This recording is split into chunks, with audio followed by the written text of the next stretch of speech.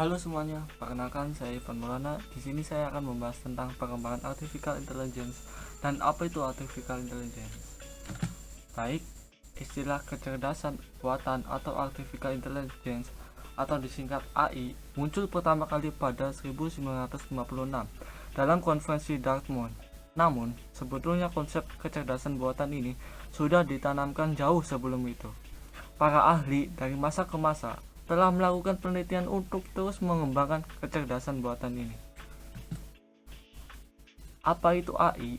AI yang merupakan akronim dari Artificial Intelligence terdiri dari dua suku kata, yaitu artificial dapat diartikan sebagai buatan, sedangkan intelligence diartikan sebagai kecerdasan. Maka AI memiliki arti kecerdasan buatan. AI adalah sistem komputer atau mesin yang memiliki kecerdasan layaknya manusia. Dalam hal ini, AI mampu melakukan pembelajaran atau perolehan informasi dan aturan untuk menggunakan informasi. Penalaran menggunakan aturan untuk mencapai kesimpulan dan mengoreksi diri secara mandiri. Secara sederhana, AI merupakan sebuah sistem komputer yang bisa meniru cara berpikir manusia dalam menyelesaikan sebuah pekerjaan. Pada saat ini, contoh penerapan AI terbanyak yaitu pada produk atau layanan teknologi terbaru, penelitian, analisis perilaku konsumen bagi perusahaan, mendeteksi penipuan, proyeksi pasar atau perkiraan penjualan, memantau keamanan di internet dan IT, serta mengoptimasi pekerjaan. Artificial Intelligence dari tahun ke tahun. Seperti yang sudah disampaikan sebelumnya, benih kecerdasan buatan sudah ditanamkan sejak para filsuf mengeluarkan teori-teori yang menjadi landasan perkembangan kecerdasan buatan. Siapa sajakah para ahli tersebut dan apakah kontribusinya? Yang pertama, tahun 1900. Pada sekitar tahun ini muncul filsuf yang mengeluarkan teori-teori matematika yang menjadi landasan mesin komputer atau kecerdasan buatan. Beberapa filsuf tersebut adalah George Boole, Alfred North Whitehead, dan Bertrand A. W. Russell. George Boole adalah seorang matematikawan yang menemukan aljabar Boolean. Ilmu ini menjelaskan operasi logika. Dengan aljabar ini bisa dibuktikan nilai kebenaran true or false yang dipresentasikan dengan digit biner 0 and 1. Sama seperti bahasa yang digunakan mesin komputer saat ini, semua data yang disimpan, diolah dan disajikan oleh mesin komputer berbentuk angka atau bit. Sementara itu, Alfred North Whitehead dan Bertrand A. W. Russell mengeluarkan sebuah mahakarya yang sangat penting bagi perkembangan kecerdasan buatan ini, yaitu Principia Mathematica atau disebut juga PM. PM mencoba menjelaskan aksioma atau kumpulan pernyataan serta atau aturan inferensi dalam bentuk simbolik logik yang belum bisa dibuktikan, tapi bisa menjadi alat landasan pemikiran logis. Namun, karya tersebut sampai disanggah pada 1931 oleh Gödel yang mengeluarkan teori incompleteness. Dalam teori itu, ia menjelaskan bahwa PM tidak akan mungkin bisa menjelaskan segala sesuatu dengan lengkap, karena akan selalu ada yang tidak sempurna. Tahun 1930.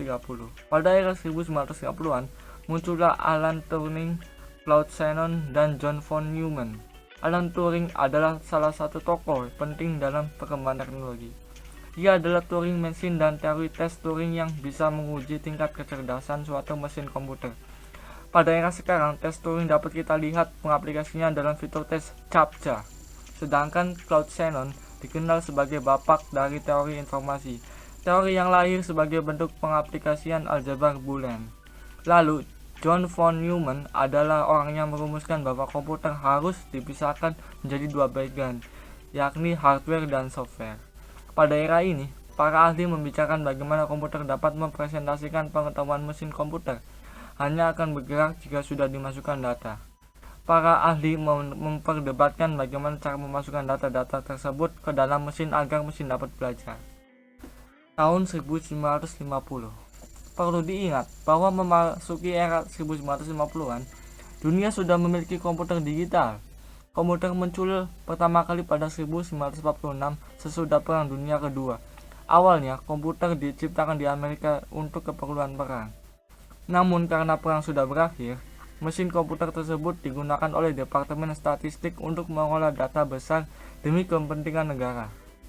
Memasuki era 1950-an, muncullah John McCarthy, Mavis Minsky, Herbert Alexander Simon, Allen Newell, dan Edward Albert Feigenbaum yang mulai merumuskan istilah AI. AI muncul pertama kali pada 1956, dipertemukan di Dartmouth. Kontribusi lainnya yang membawa perkembangan bagi komputer adalah bahasa LSIP atau LIST, processing yang merupakan bahwa pemrograman tingkat tinggi klasik. Lalu ada juga Semantic New Network and Frame, Export System, serta General Problem Solver. Tahun 1980. Era 1980-an dikenal juga sebagai Second Wave of AI. Para ahli yang berkontribusi dalam era ini adalah David Rumelhart, Lotfi Zadeh, John Holland, Lawrence Vogel, Ingo Reichenberg, dan John Koza. Hasil penemuan mutakhir di era ini adalah sebagai berikut, yaitu Learning of NLP, Fuzzy Logic, Genetic Algorithms, Evolutionary Programming, Evolution Strategy, dan terakhir Genetic Programming. Tahun 2000, perkembangan kecerdasan buatan yang ketiga bermula pada era 2000-an, pada saat komputer dan internet sudah ada. Adapun produk-produk perkembangannya meliputi penemuan World Wide Web atau WWW oleh Tim Berners-Lee pada 1989, Internet of Things oleh Kevin Ashton pada 1999, sistem cloud yang dimulai dari 1950 dan terus dikembangkan hingga 1990-an.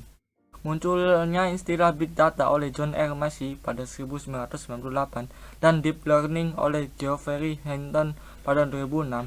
Dari guest lecture yang disampaikan Dr. Lucas tersebut, dapat diambil kesimpulan bahwa perkembangan AI terbagi menjadi 4 bagian, yakni dimulai dari perkembangan teori, gelombang pertama yang menandai munculnya pemikiran untuk memberikan pengetahuan bagi mesin.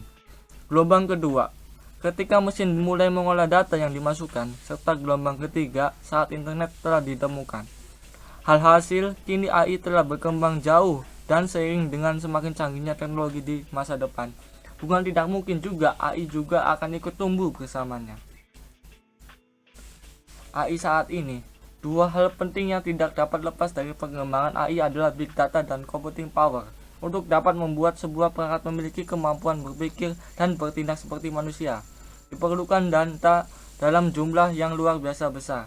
Secara sederhana, data yang dipergunakan dalam teknologi AI dapat dikategorikan menjadi dua, yakni data berupa gambar atau visual, data non-gambar atau teks, bahasa atau angka.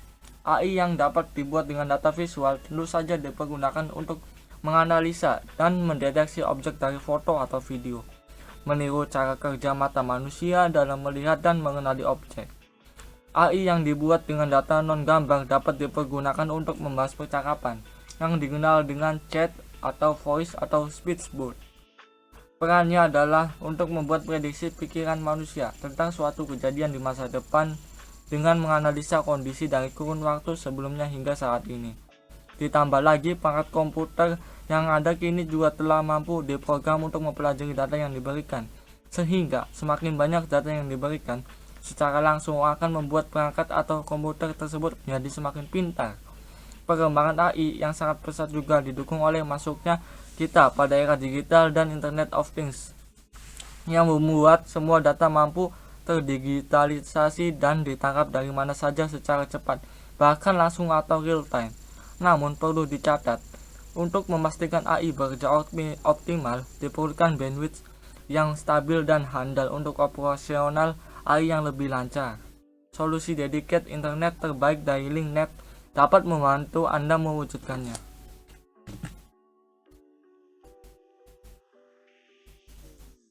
AI di Indonesia. Perkembangan AI menjadi lebih pesat seiring banyaknya pengguna internet.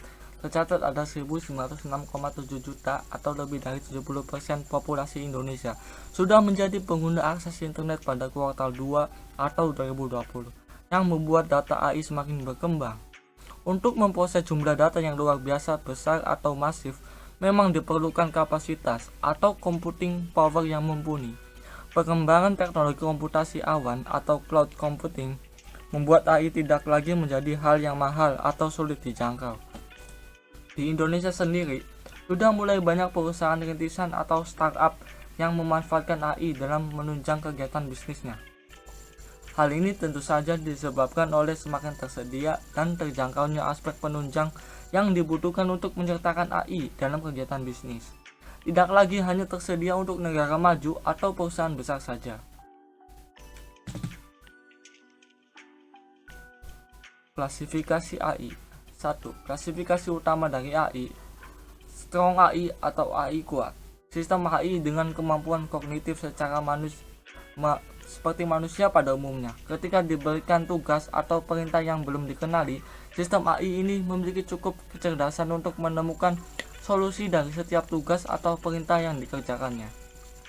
Yang kedua, weak AI atau AI lemah. Sistem AI yang dirancang dan dilatih untuk tugas tertentu. Contoh Apple Siri dan Google Assistant. Yang ketiga, reactive machine atau mesin reaktif. Contoh dari AI ini adalah Deep Blue, yang memiliki kemampuan mengidentifikasi bagian-bagian di papan catur dan membuat prediksi langkah untuk bisa menang dalam permainan. Sayangnya, sistem AI ini tidak memiliki kemampuan untuk diterapkan di berbagai situasi. Yang keempat, limited memory atau memori terbatas. AI yang mampu memberikan keputusan di masa depan. Contohnya, kendaraan swakemudi yang dapat menggunakan pengalaman perjalanan di masa lalunya untuk mengambil keputusan di perjalanan masa depan atau yang berikutnya. Yang kelima, theory of mind atau teori pikiran. Sistem AI memiliki keyakinan sendiri, keinginan sendiri, dan niat yang mempengaruhi keputusan yang dibuatnya. AI jenis ini belum ada. Yang keenam, self awareness atau kesadaran diri. Mesin yang memiliki kesadaran diri untuk mengerti keadaannya dan dapat mengolah informasi untuk mengidentifikasi apa yang dirasakan oleh orang lain. AI jenis ini belumlah ada. Yang ketujuh, contoh hasil dari teknologi AI yaitu Robotic Process Automation atau RPA, Machine Vision, Machine Learning, Natural Language Process atau NLP, dan yang terakhir robotik.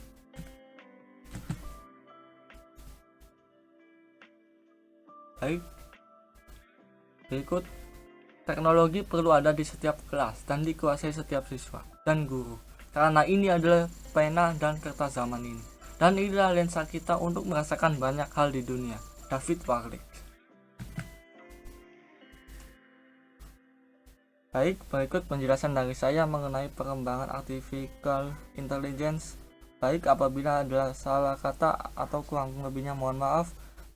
Sekian dari saya, semoga ilmu yang dapat saya berikan bermanfaat bagi kalian semua. Terima kasih.